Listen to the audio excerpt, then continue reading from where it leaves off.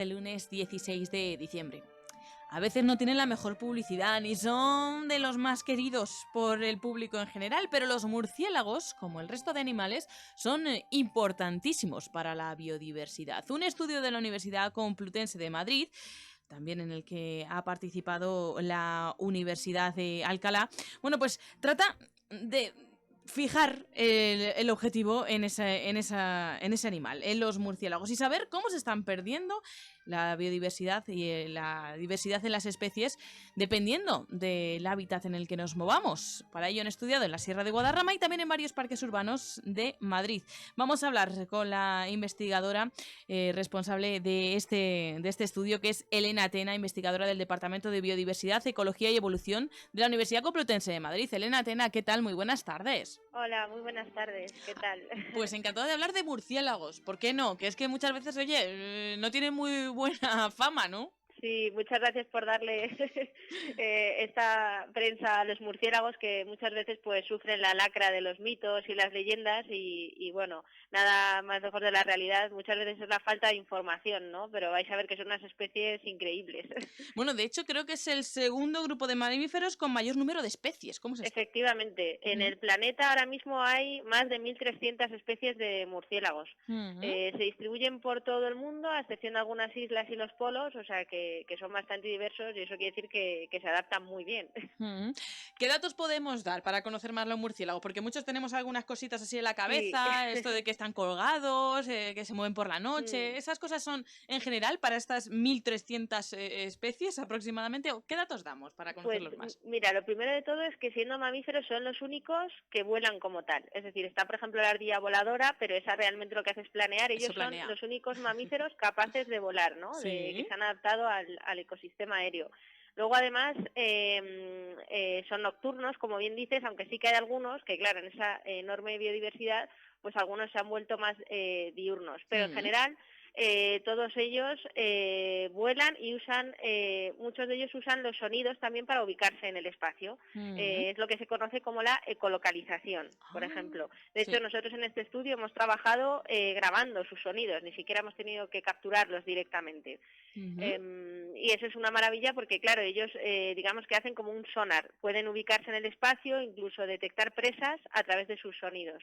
Claro, qué tecnología, ¿eh? Nosotros creemos que tenemos tecnología. Mira los animales lo que tienen. Sí, la verdad que sí. Además, muchas veces nos cuesta hacernos idea de esto porque somos animales visuales, pero es increíble ver cómo otras especies pues se adaptan al ecosistema a su manera, ¿no? Sí, bueno, decía yo de nuestra tecnología, pero la que habéis utilizado vosotros en ese muestreo, como me explicabas, también se ha hecho con ultrasonidos y me ha dejado con la boca abierta, que a través de esos ultrasonidos habéis podido identificar incluso de qué especie se trataba. Efectivamente, sí. Todo esto, claro, es desde esa perspectiva visual que decías tenemos, es difícil de entender. Claro, efectivamente. De hecho, yo siempre hago la comparativa con los cantos de las aves, porque eso sí que los podemos escuchar, sí que son sonidos audibles.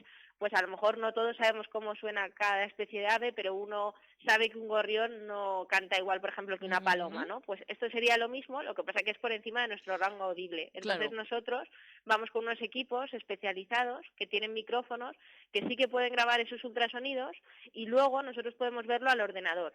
Digamos que es como ver la foto del sonido. Entonces vemos diferentes parámetros que podemos medir y en base a pues una serie de características identificar en muchas de las ocasiones la especie e incluso qué está haciendo. Claro, es que te iba a decir, eso me lo creo, pero que sepáis, si estaba de paso, si estaba cazando, si estaba interactuando, esto me deja anonadada. Sí, claro, porque al final tenemos que pensar que ellos utilizan ese sonido, entonces, vamos, yo siempre pongo el ejemplo de cuando uno está aparcando con el coche, que le empieza a sonar el pitido cada vez más rápido cuando se está acercando a la pared, pues esto es lo mismo. Cuando ellos se acercan a un objeto, el tiempo que tarda el sonido en chocar contra un obstáculo y rebotar, cuanto más cerca esté, pues es menor.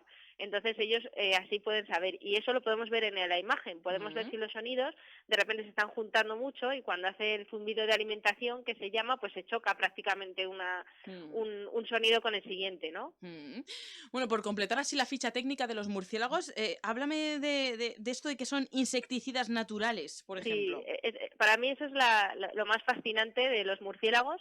que esto que me preguntabas de todos los que hay en el planeta, pues el 70% de esas 1.300 especies son insectívoros, es decir, que comen muchos insectos. De hecho, aquí el murciélago común es capaz de ingerir en época de mayor actividad hasta 3.000 insectos en una sola noche.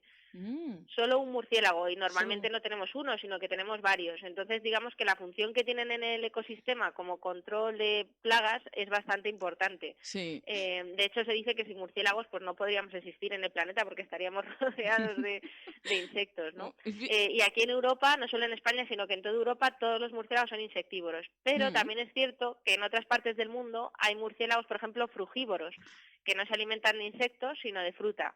Y además estamos hablando de especies, como hemos dicho antes, que vuelan, entonces pueden desplazarse con la semilla en su interior y luego, con el guano, ¿no? Cuando ellos defecan, dispersan la semilla incluso entre islas. Entonces también favorece mucho la dispersión entre plantas, ¿no? Ah, mira, pues oye, y estamos quitando otro mito, porque fíjate, me has dicho el 70% son insectívoros. Sí. Claro, esto de lo de chupar la sangre y esas cosas, que es la gente, yo creo que es una de las cosas por las que decimos, ¡ay, un murciélago! Sí, los vampiros, los famosos vampiros.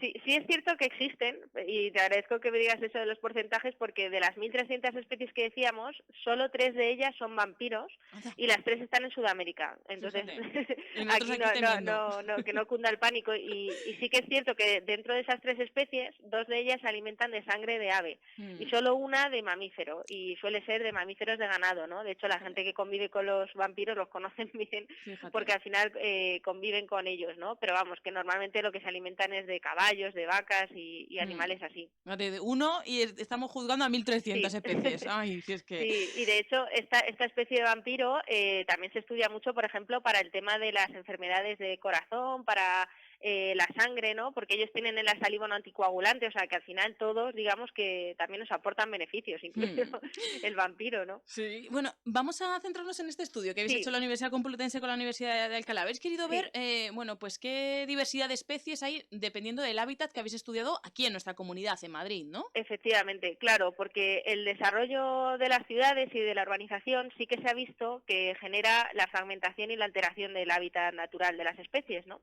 Entonces eso, digamos que se traduce en una pérdida de biodiversidad. Entonces nosotros concretamente aquí en la Comunidad de Madrid queríamos ver pues de la Sierra de Guadarrama, que sería digamos como el hábitat natural, ¿no? De las especies que aparecían en la sierra, qué especies son las que luego aparecen en el ecosistema urbano. Y para ello nos hemos centrado en los parques urbanos, ya que se ha visto en otros estudios que al ser como pequeñas islas verdes, ¿no? Genera mucha biodiversidad.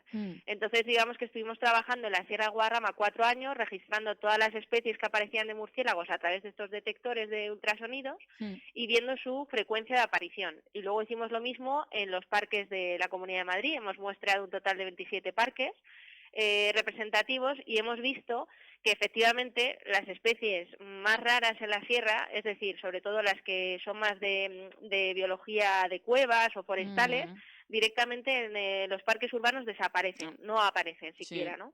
De hecho, de esas especies solo una ha aparecido y solo ha aparecido en un parque, que es el parque que todos vamos a conocer del Retiro.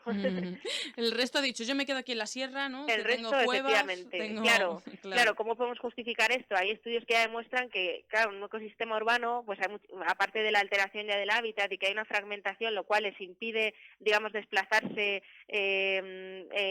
más fácilmente, ¿no? Porque digamos que al final entre las diferentes masas de vegetación hay una fragmentación y les va a costar más desplazarse, pero no solo eso, sino que además también hay una contaminación lumínica y una contaminación acústica que en el caso de estas especies pues se ven muy afectadas o muy sensibles, ¿no? ¿Cuántas especies habéis registrado en la Sierra de Guadarrama? Y no sé si habéis registrado también que les esté afectando de alguna forma, bueno, pues el cambio climático, ya estamos diciendo, bueno, también el urbanismo, etcétera, etcétera, les afecta.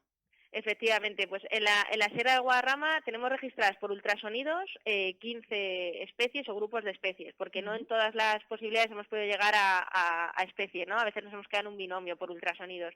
Pero luego de estudios sabemos que existen hasta 24 especies diferentes. Y sin embargo en los parques urbanos el máximo que hemos registrado ha sido de 8 especies. O sea que ya es menos de la mitad. Y luego además de las especies que hemos registrado en los parques urbanos, la frecuencia de aparición ha sido menor, es decir, que no están, digamos, la misma abundancia en la sierra que en los parques, ¿no? ¿Habéis detectado que haya un descenso? ¿Les está afectando de alguna forma? Bueno, ahora esto que con la cumbre del clima que acabamos de finalizar aquí en Madrid se habla mucho de cómo está afectando todo Sí. esto a las especies.